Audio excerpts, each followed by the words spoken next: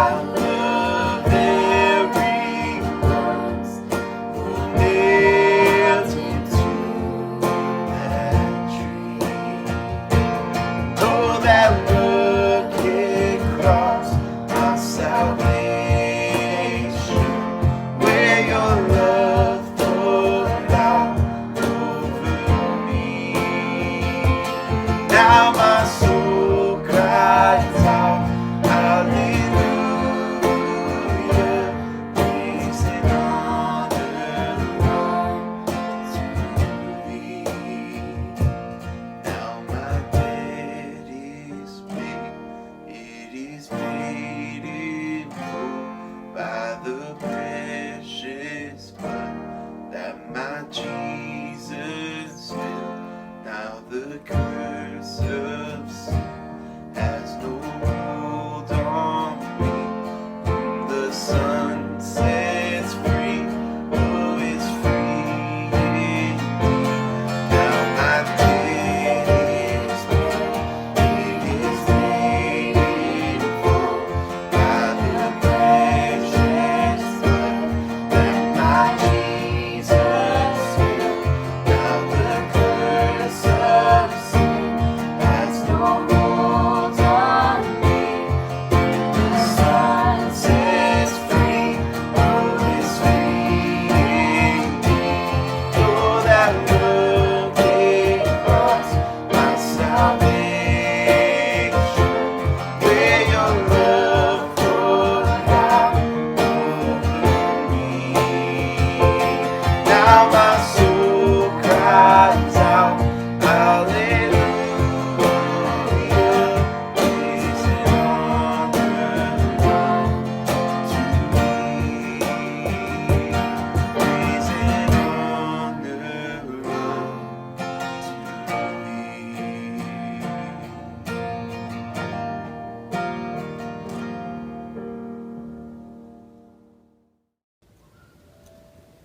Then one of the 12, the one called Judas Iscariot, went to the chief priests and asked, "What are you willing to give me if I hand him over to you?" So they counted out for him 30 silver coins. From then on, Judas watched for an opportunity to hand him over. On the first day of the Feast of Unleavened Bread, the disciples came to Jesus and asked, "Where do you want us to make preparations for you to eat the Passover?" He replied, "Go into the city to a certain man and tell him, 'The teacher says, my appointed time is near. I am going to celebrate the Passover with my disciples at your house.'" So the disciples did as Jesus had directed them and prepared for the Passover.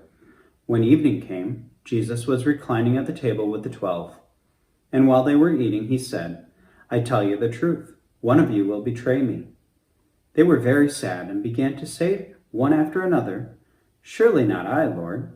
Jesus replied, "The one who has dipped his hand into the bowl with me will betray me. The Son of Man will go just as it has been written about, but woe to that man who betrays the Son of Man. It would be better for him if he had not been born."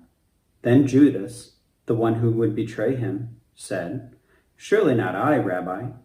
Jesus answered, "Yes, it is you." While they were eating, Jesus took bread, gave thanks and broke it, and gave it to his disciples, saying, "Take and eat. This is my body." Then he took the cup, gave thanks, and offered it to them, saying, "Drink from it, all of you. This is my blood of the covenant, which is poured out for the many and for the forgiveness of sins."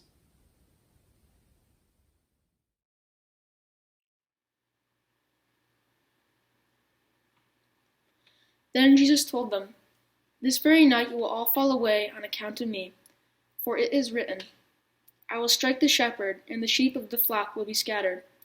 But after I have risen, I will go ahead of you into Galilee." Peter replied, "Even if all fall away on account of you, I never will." "Truly I tell you," Jesus answered, "this very night, before the rooster crows, you will disown me 3 times." But Peter declared, "Even if I have to die with you, I will never disown you." And all the other disciples said the same. Then Jesus went with his disciples to a place called Gethsemane, And he said to them, "Sit here while I go over there and pray." He took Peter and the 2 sons of Zebedee along with him, and he began to be sorrowful and troubled. Then he said to them, "My soul is overwhelmed with sorrow to the point of death. Stay here and keep watch with me." Going a little farther, he fell with his face to the ground and prayed, "My Father, if it is possible, may this cup be taken from me, yet not as I will, but as you will."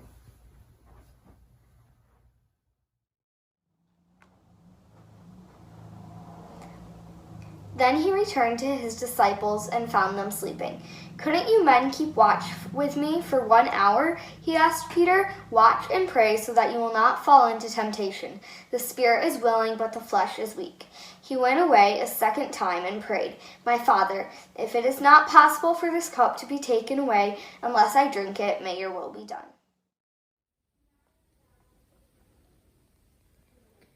When he came back, he again found them sleeping because their eyes were heavy. So he left them and went away once more and prayed the 3rd time, saying the same thing. Then he returned to the disciples and said to them, "Are you still sleeping and resting? Look, the hour is near and the Son of Man is betrayed into the hands of the sinners. Rise, let us go. Here comes my betrayer." While he was still speaking, Judas, one of the 12, arrived. With him was a large crowd, armed with swords and clubs, sent from the chief priests and the elders of the people. Now the betrayer had arranged a signal with them. "The one I kiss is the man. Arrest him." Going at once to Jesus, Judas said, "Greetings, Rabbi," and kissed him. Jesus replied, "Friend, do what you came for." Then the men stepped forward, seized Jesus, and arrested him. With that, one of Jesus' companions reached for his sword, drew it out, and struck the servant of the high priest, cutting off his ear. "Put your sword back in its place," Jesus said to him, "for all who draw the sword will die by the sword. Do you think I cannot call on my Father, and he will at once put at my disposal more than 12 legions of angels? But how then would the scriptures be fulfilled that say it must happen in this way?" At that time Jesus said to the crowd, "Am I leading a rebellion that you have come out with swords and clubs to capture me? Every day I sat in the temple courts teaching, and you did not arrest me. But this has all taken place that the writings of the prophets might be fulfilled." Then all the disciples deserted him and fled.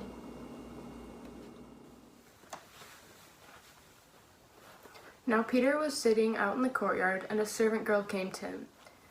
"You were also with Jesus of Galilee," she said. But he denied it before them all. "I don't know what you're talking about," he said.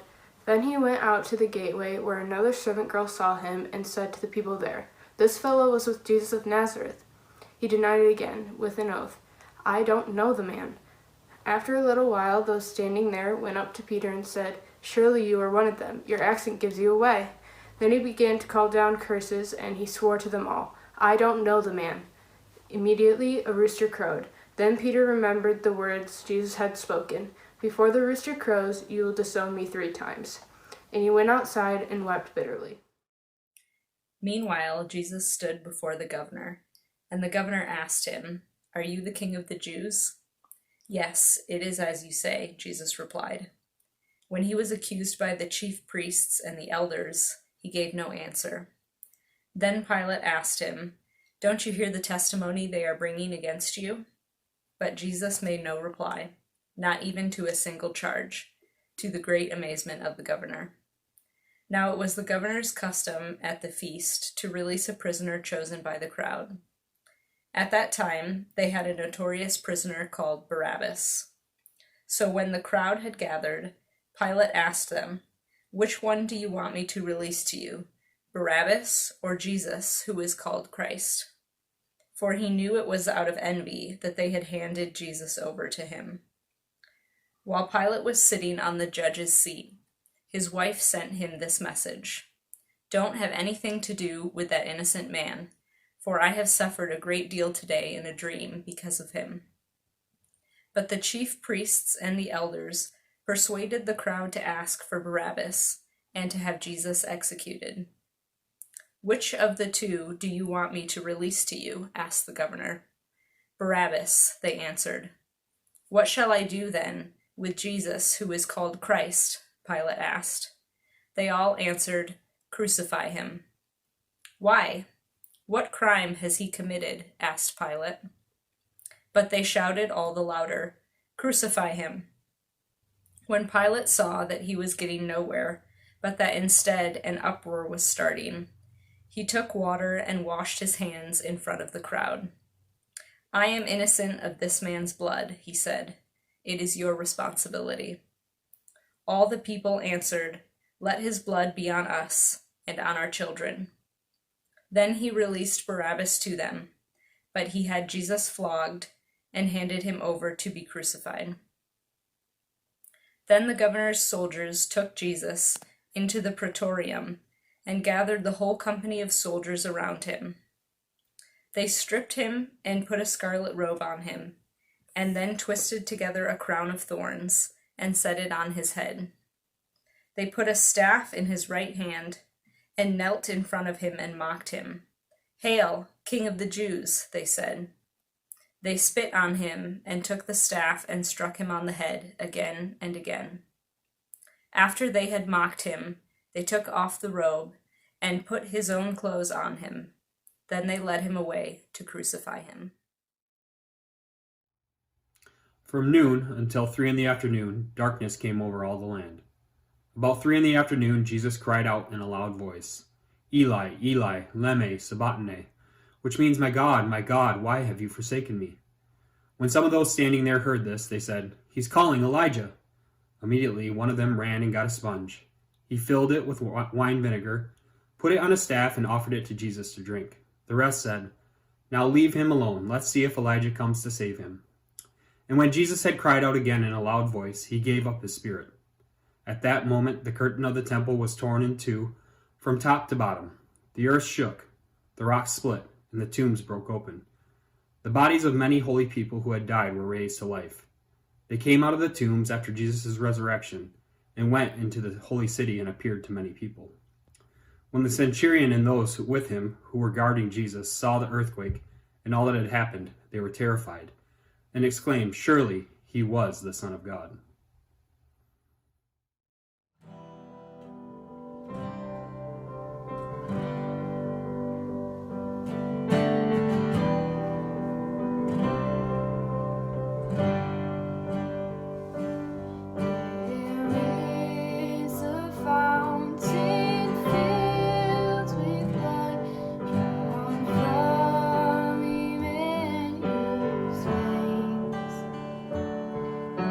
Inside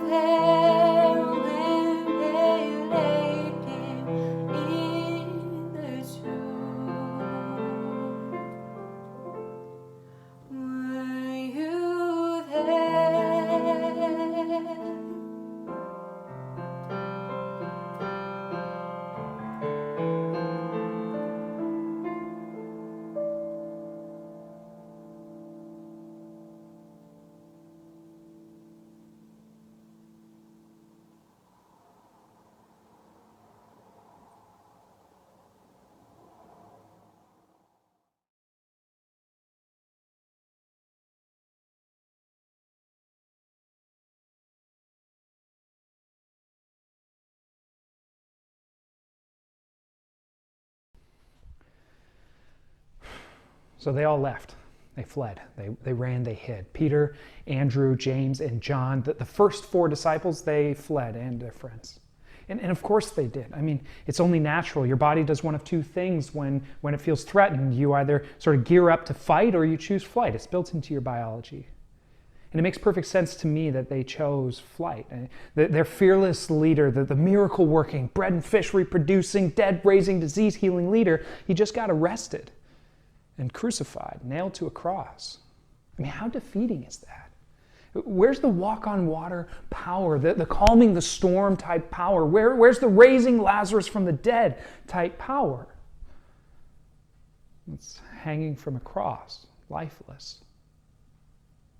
No wonder they were afraid. Jesus was gone. When I was entering into the 9th grade, the high school that I was going to attend, it had a pretty strong reputation for hazing incoming students. And I knew it, my family knew it, everyone knew it. And so when I was going to become a freshman, I was scared. I was terrified of my first day that was approaching. And so my older brother, knowing this, he, although he had since graduated, he went and he talked to some of those students who he knew would be doing the hazing, and he told them to leave me alone. He stuck up for me. You see, I didn't have to walk the halls in fear. I didn't have to be afraid of getting jumped or wedgied or duct taped to the wall. I didn't have to be afraid at all because my big brother was there for me. And so often that's how we quell our fears, right? We look to something more powerful than ourselves. I'm afraid of heights, so if I have a harness that's strong enough to hold me, then I feel more confident to do the climbing wall or the high ropes course. I'm afraid of standing up and giving a speech in front of a whole bunch of strangers. So maybe if I bring somebody with me, they can sit in the front row and I can look at them and feel comforted. I'm afraid of losing my job or encountering some kind of costly emergency. And so I store away maybe a few months worth of expenses, some cash, so that I can still provide for my family even if we hit a crisis. I'm afraid for my health. I'm afraid of getting sick or worse. And so I listen to the doctors, the medical professionals, the people who have the power to protect me. You see, when you know that you've got the people with the power to protect you close by, you can kind of gear up to fight your fear. You can tackle the ropes course of the climbing wall. You can turn a crisis into an inconvenience. You can stand and deliver. You can walk the halls. But what do you do when that something or someone is gone? What do you do when your big brother's not there anymore? You fear. You retreat. You run. You hide. You choose flight over fight. And that's what the disciples did. They fled. They fled. Some of them ran away at the scene of the arrest. Some of them at the crucifixion. They went and they hid behind locked, closed doors for a couple of days. Why? Well, probably for the same reason, the fact that the people who killed Jesus for talking about some other kind of kingdom, well, they were definitely going to come looking for his proteges for the same reason. And so Jesus' disciples hid. 4 frightened fishermen and their friends, trapped in their own dark room of fear. Which is something that you and I, we know a little bit about, right? Trapped in a room full of fear. I mean, these days it seems like there's all kinds of stuff to be afraid of, and we're not supposed to leave our homes. We're all trapped. And I don't know about you, but don't you ever wonder, where's our big brother? Where's our something or someone that's going to protect us from the spread of this virus that seems like it's unstoppable? I mean, we know now more than ever, perhaps, what it's like to be trapped in a dark room of fear. And it makes the answer to this next question all the more maddening. Do you know what one command Jesus gave more than any other to his followers during his earthly ministry? Do not fear. Don't be afraid. Or some variation of that. Don't be afraid. Do not fear. Don't be scared. Don't be afraid. Why are you afraid? Look through all 4 Gospels. Count up the things that Jesus commands his disciples to do. You'll see it more than any other instruction or command. Do not be afraid. And man, that is really frustrating. Could you imagine being a disciple? Really, Jesus? You told us more than anything else not to be afraid, and then you went and got yourself arrested and crucified right in front of us all, and then you died. You left us. We have so much to be afraid of. You're gone. And so here the disciples sit, trapped in a dark room of fear. And that's where the story should end, right? That's where it should be over, the end. They hid for a while. Maybe they would wait for the whole Jesus movement and craziness to lose steam. Some of his most zealous followers would be arrested, maybe even killed, and the whole thing would get squashed. The kingdom of God idea would kind of fade away. And the survivors, boy, the people who did hide, they would be able to go back to their jobs, back to fishing, back to tax collecting, and so on. End of story. And honestly, you and I probably would have never heard about any of it. More than likely, we wouldn't know anything about them. Matthew, Mark, Luke, John, eventually the Apostle Paul, Peter, James. I mean, none of them at this point had written anything down. And why would they? I mean, Jesus was just another failed messianic run. Which I think raises a different question. If Peter, Andrew, James, and John, if they're in that room, afraid for their lives, certain that the whole thing is over, then when did they decide to write all of this story down? And what made them to decide to eventually leave that room of fear and write this down? I mean, we know from history that Peter dictated his whole story of the events to a guy named Mark who wrote them down. Peter wrote letters to Christians throughout the entire Roman Empire. I mean, what is it that moved them from their anger, their hopelessness, their doubt, or their fear to faith? What turned those people into public preachers about the crucified Christ that they just ran from? What happened in that room? I mean, did they wait and then concoct this bulletproof plan, a lie that they would all spit shake on and decide, hey, we're going to take this to our graves, we're going to spread it across the entire Roman Empire. It's going to become so influential that eventually the empire that's trying to stamp us out is actually going to completely convert, and we aren't going to have to raise a violent finger. We're going to tell everybody he rose from the dead. Did those four uneducated fishermen and their friends who were hiding in fear magically just swallow that fear and promise each other that we're going to keep this resurrection lie until the day we die, decades later? I mean, what happened in that room that changed? And here's why the answer matters to me so much. Because what happened in that dark room of fear changed them. What happened in there enabled them, whatever it was, enabled them to walk out of that room from fear into faith. What happened? And here's the truth. The reason I think it matters so much is because what happened in that room changed them, and I think it can do the same for you. You see, whatever dark room you find yourself in, whether it's a dark room of anger or hopelessness or doubt or pain and suffering, you don't want to miss Sunday morning. Because what happened in that room changed them and changed everything. And I think it could do the same for you.